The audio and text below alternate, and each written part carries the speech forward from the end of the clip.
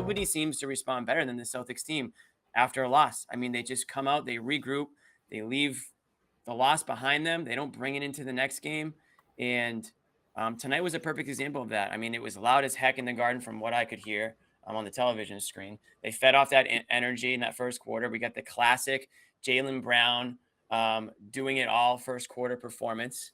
And then the rest of the team caught up, eventually caught up to him. But Jaylen Brown, man, in that first quarter, I think he was like responsible for 24 of the points in one way, shape, or form.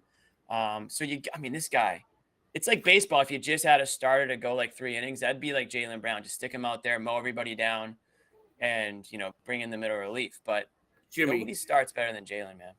Jaylen, and I think you broke the record today for earliest bringing Jaylen's name. I have to get it in now before the rest of the guys get here and refuse to. I mean, he's been the MVP, right? So far through 3 games at the 2 wins, he's been most consistent. Yeah. I mean, Derek White, you could almost say off the bench has been. Yeah, we won't get too into the MVPs just yet. Right. But how about tonight? Out of 3 games. How about tonight? That start gives him real good. It starts them on good momentum, and right. that's obviously key, especially when there's going to be that third quarter lull. It's important for the Celtics to pick up scoring each quarter ahead of time so they accumulate a lead and can withstand that blow. Tonight it was more, a little more even, but they still had that dip off in the third quarter, Jimmy. I think Golden State had them almost by double digits in the third. So to have that early lead is kind of pivotal, and Jaylen has been pivotal in making that happen, but with those early starts. Absolutely. And then, you talk about Jaylen starting it, and then you have Tatum. I have the comment here. Tatum kind of like the finisher. They had a couple of finishers tonight. I thought Marcus Smart really came in huge in that fourth quarter because he had struggled. I thought Smart struggled a little bit in this game with some turnovers and some decision making. But the couple of threes that he hit there, I know one was off the glass, a little bit lucky, but hey, sometimes it's good to be lucky. Better to be lucky than good sometimes. So we'll take that. 8 of 17 from the field. You're certainly going to take that any day with Marcus Smart. 7 rebounds, 5 assists. And what I really want to talk about? This one play that really, I think, summed up the game and ended up being the difference in the game. The infamous loose ball that we're going to hear about for a couple of days now because Draymond fouled out. Curry may or may not have gotten hurt. And the Celtics came out with it. And that was kind of like the classic. Yeah, like the Celtics kind of fought for it a little bit harder and got that willing ball. their weight. Exactly. Yeah, and that was the end of it. Like, right, that was kind of the game at that point. The Warriors weren't gonna come back from that. Draymond fouls out, and then that was the end of the any sort of run that I think the Warriors are going to get. But it was just great to see the bodies flying. It's the NBA Finals. Everything's on the line. And to see all the Celtics players just going after it like it was the only thing that mattered in the world, that's the mark of a team that, that's the mark of a winning team, a championship team. It's what you see in those iconic highlight clips. There's always one or two plays from a series where it just epitomizes that real passion, the stuff we were missing early on in the season, saying, oh my God, is it ever going to come back? Well, it's come back. Just quick observations right out of the gate. I liked, we talk about adjustments. There's a couple things, obviously, like Bobby and I were on the show yesterday. We were advocating for maybe going with a small lineup to start, and they didn't. But it was obvious, like Ime had a plan, and it was start it with Rob, get him out quick, go to that small lineup.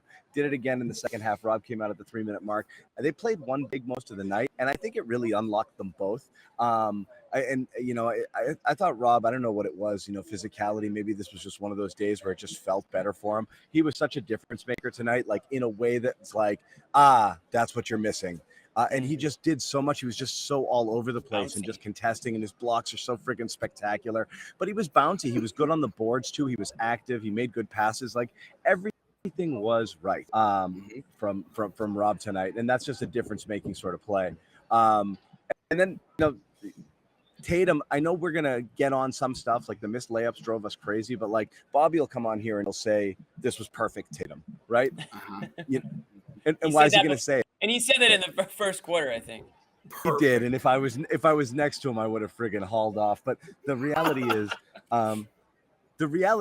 it's the approach was perfect. He just missed too many layups, but he attacked quick. he didn't sit and wait and dribble. Everything, it was much more decisive. Everything that he did when he went to the basket, when he decided to rise up and shoot, he just missed too many layups. I just wanted to go a little bit stronger there. If they didn't miss layups and turn it over, I mean, this would have been a 20-something point game in the first half there, and they would have blown. Then any type an 8-point differential in the third quarter wouldn't have made any difference, right? So he was, I thought he was great. Marcus tried to kill him. The start of the fourth quarter, was that the most hectic thing you've ever seen? It was nauseating. It was to have them go from up only 3 or 4 to up 11 when they were seemingly doing everything wrong was unbelievable. The Marcus Banks, John, it encompassed the whole season in one quarter. What a heart attack that was! What a game! I mean, look, I felt like, damn, this is a good win for so many reasons. I think the biggest one for me, the big takeaway, is you got Klay Thompson, Steph Curry doing what they do well, and you still find a way to win. To me, that's the big takeaway from here. The fact that you got the Klay Thompson smackdown, the Steph Curry, Curry game, real spicy, and you still find a way to win. Zesty, I like that. Yeah. It was. No, we talked about that too. What you have to worry about is the Draymond game when he goes off. You know that's what? not gonna happen. Yeah, I'm really good. I'm shaking in my little hard hat about that game, John. I think Yeah, Sexy the- Joe He the- has Boy another just triple sauntered by single. here. I think his fouls was the highest stat that He had he had. the highest stat he had was fouls. Yeah. Yeah, congrats, buddy. It was awful quiet. No, but tonight, except Sherrod, yelling you're at the right. refs.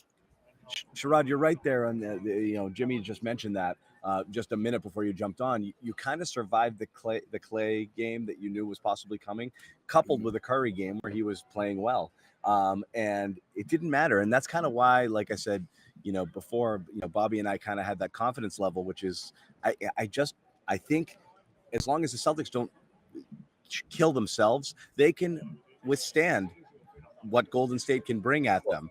And really should be able to control the series and the tempo, and just the way things go. I love the ball movement. I mean, the movement. I love the rotations tonight. Yeah, I mean, Jaylen damn near had a double-double. Marcus Smart damn near had a double-double. Tatum damn near had a double-double. And in a category where they weren't close to double-double, they still made an impact, whether it was assist or rebound. So this was a great game.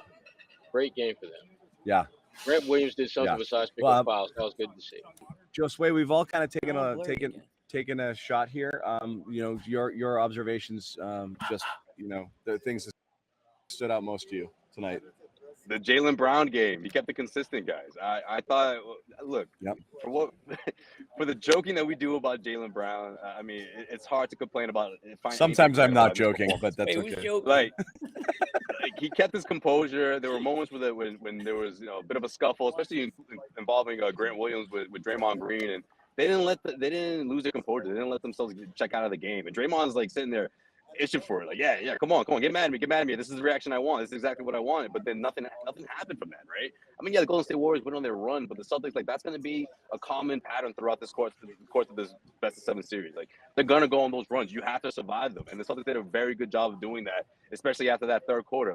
I mean, that's been the MO of the Golden State Warriors all year long. Like, the third quarter is they come out strong out of halftime, and the Celtics that they haven't had historically, they haven't had the greatest third quarters, outside of what happened in game 1. But look, they again, alongside Jaylen Brown, they kept the composure. I thought Jayson Tatum was point guard Tatum throughout the first half, just slowly finding his rhythm offensively and scoring, and that well-balanced attack. And then, the rebounding, look, the second chance opportunities, and all the bigs are doing it. Robert Williams, his best game of this series.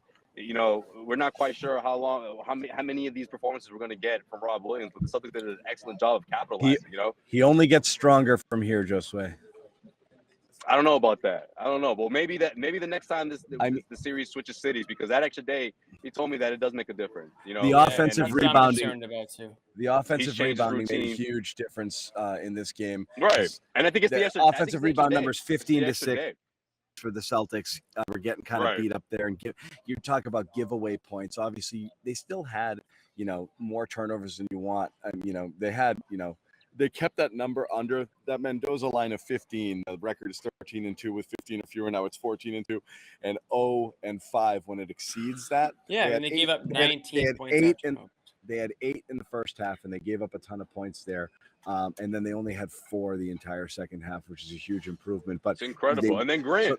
And then they weren't giving away points on the offensive glass and other dumb things. What was killing them was missed layups and transition and going the other way. If you those were pretty much like turnovers. How many times Tatum missed one? It was a 5-point swing way too often. But you're right though. Jaylen kept it consistent. The Celtics. 8-point differential in the third quarter. The way these things have been going feels like a victory, right? Well, it does because I feel like they were playing the Warriors game for a lot of this, right? That fast pace, up and down the floor. I mean, look from the passes that you saw from like Al Horford, or the football pass across. The Warriors like that game. That they feel comfortable in that. And the Celtics, Ime brought this up after the game. They had to have that balance of also finding ways to score and be productive in the half-court set. And I thought that's where they really killed the Warriors, and that's where they really started to shift the momentum again and just stack up those stops, defensive stops. I mean, look, Grant Williams. I think he needs to do this throughout the entire series. And I don't think it's too much to ask, right? And I don't just mean the numbers and him scoring 10 or 5 rebounds. I mean, look, just being productive, scoring in double figures, putting together those stops, but also those second chance opportunities. They need that for him throughout. But we know for obvious reasons. I mean, Rob's not 100%, but most importantly, this isn't the biggest second unit. So it's a very thin bench lineup, and I think he plays a big part. He may be the most important piece outside of Derek White. So I thought that went a long way for the Celtics team in the second half when you think about what they were getting out of Rob, especially in that fourth quarter. I don't know how you can feel good about Golden State coming out of Curry this one. had those multiple. Curry looked like he completely powered down in the fourth quarter, right? Yeah, and he looked tired. Saw him tired. That's what I mean. After Tatum tripped him up there, you could even see him breathing on the ground. You saw kind of like his back swelling up and down. Yeah. So and those trouble. attempts I don't too. know. You're not going to shoot your way to this championship if you're them. You got to do something else. And if Rob's stealing up the area, I don't know where to go. I don't know what they do. They've tried just about every lineup here. They've tried Green hacking away, and he fouls out of this one. Jimmy. What's up, dude? You want me to say it? You really want me to say it? Because I don't know.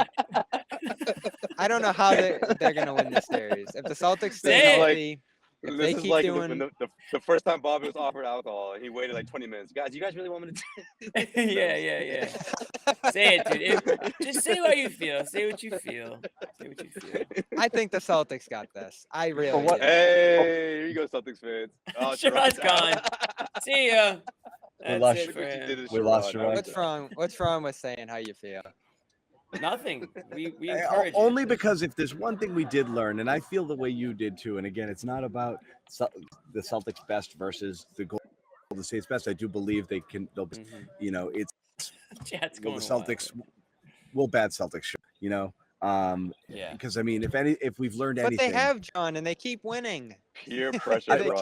We get it, but if we've learned anything, it's that however you feel after one game, you're going to feel totally different the next game, and that's been pretty consistent. Well, now I'm not saying they're going to win in 5. That's been pretty consistent. I still think it's going to be 7. Jimmy was definitely the May. peer pressure